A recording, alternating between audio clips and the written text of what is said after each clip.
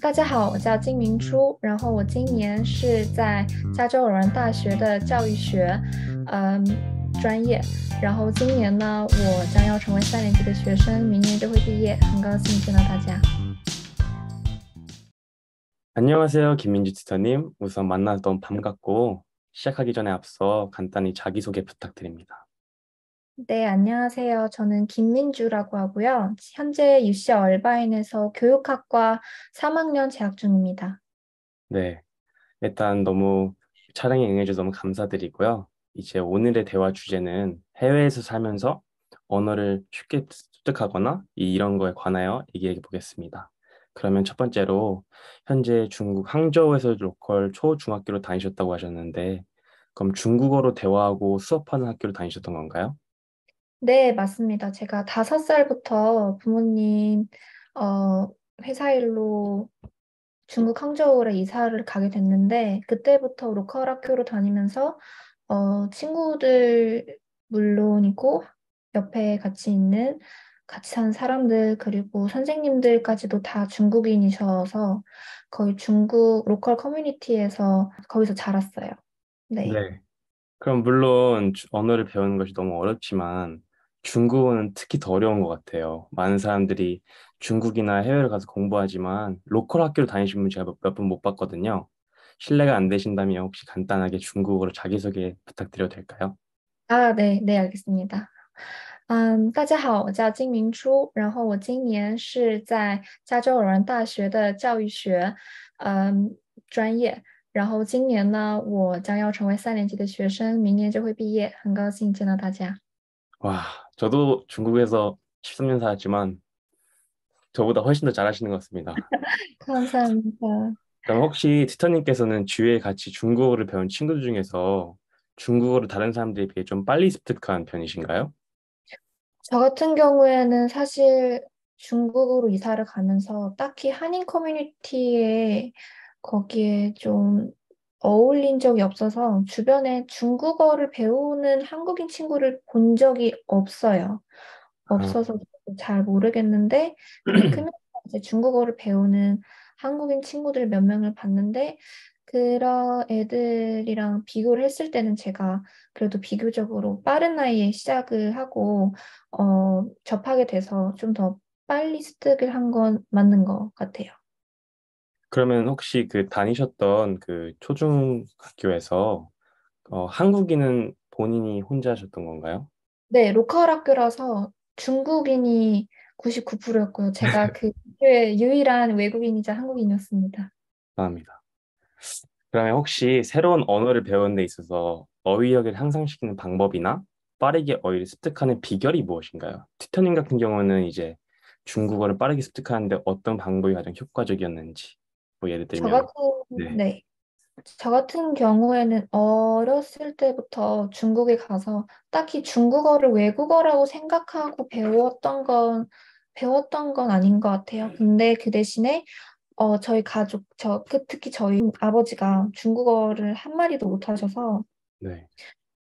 어, 집에서는 한국어를 하고, 집 밖에서는 중국어를 해야 돼가지고, 어렸을 때부터 바이링거에 대한 그런 요구가 자연스럽게 있으면서, 그냥 어떻게 습득을 했냐면은, 저희 부모님이 딱히 TV를 보거나 아니면은, 소셜미디어를 보는 거에 대해서 반대를 안 하셔가지고, 그런 저희가, 어, 평소에 자주 쓰이는 그런 언어들을 제가 빨리 소화를 하고 그거를 접할 수 있어서 또래 친구들이랑 빨리 어울릴 수가 있었던 것 같고요.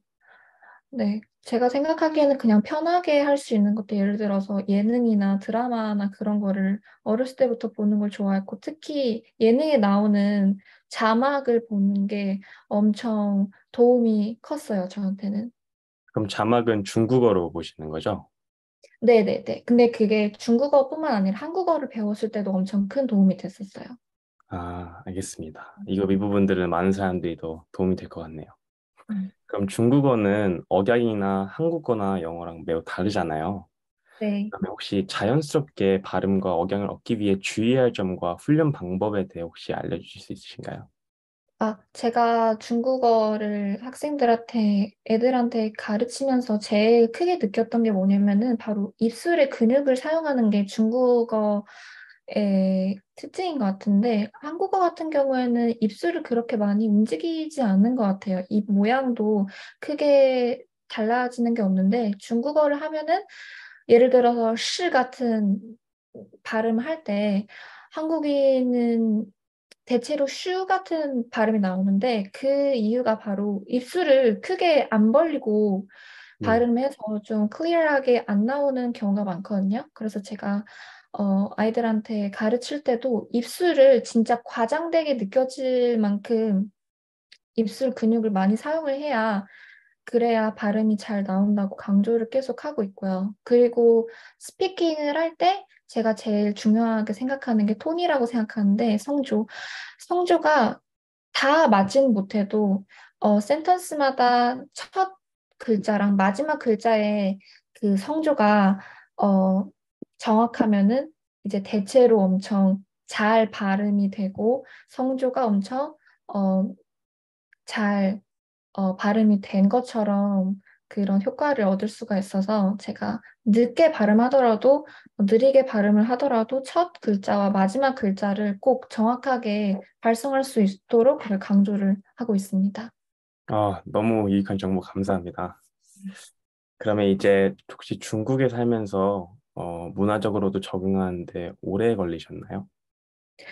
저 같은 경우에는 네, 맞습니다. 특히 공공장소에서 있는 그런 에티켓들이나 그런 게 약간 한국인들과는 많이 다른 게 있어서 네, 힘들지는 않았지만 적응을 하는 데는 약간 시간이 필요했었던 것 같아요.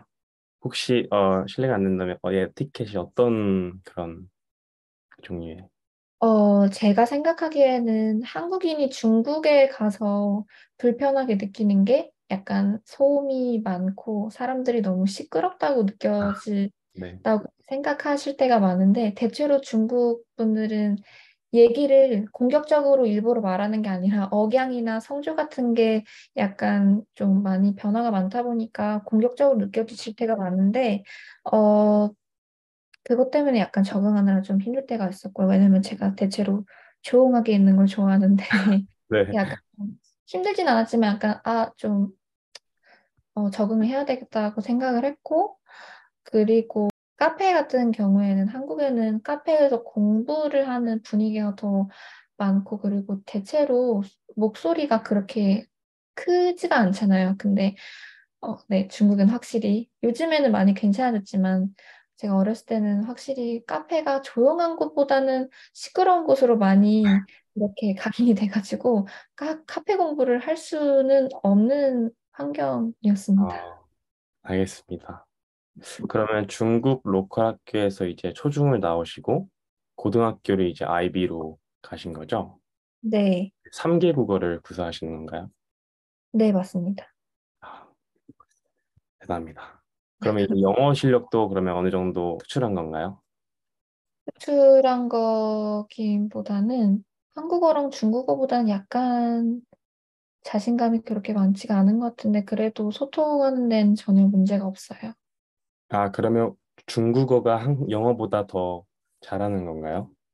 저한테는 중국어가 모국어만큼 와, 편해서 네, 알겠습니다.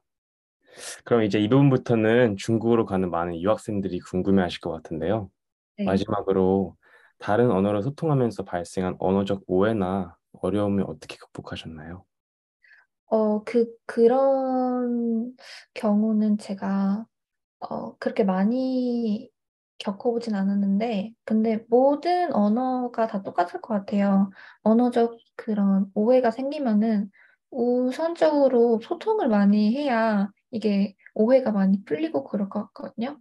그래서 저 같은 경우에는 만약에 중국어랑 한국어는 그런 문제가 없었는데, 미국에 처음 왔을 때는 제가 혹시라도 그 단어의 사용이 어, 좀 맞지 않은 상황에 쓰였을 수도 있으니까 제가 약간 좀 중요한 장소에 가거나 미팅에 가면은 미리 양해를 구하고 제가 여기 온 지 얼마 안 돼서 그래서 약간 부적절한 사용이 있을 수도 있으니 있으면은 바로 얘기를 해주시고 지적을 해달라고 그렇게 얘기를 했던 상황이 네, 매번마다 제가 그렇게 얘기를 하고 양해를 구하고 하니까 그런 실수를 하더라도 교수님들 그리고 친구들이 다 이해를 해주시고 저한테 이제 피드백을 네, 줬었어요. 이 부분은 진짜 많은 학생들도 많이 본받았으면 좋겠습니다. 네, 그러면 오늘 일단 인터뷰에 참여해 주셔서 너무 감사드리고요. 덕분에 좋은 유익한 정보 감사드립니다. 감사합니다. 네.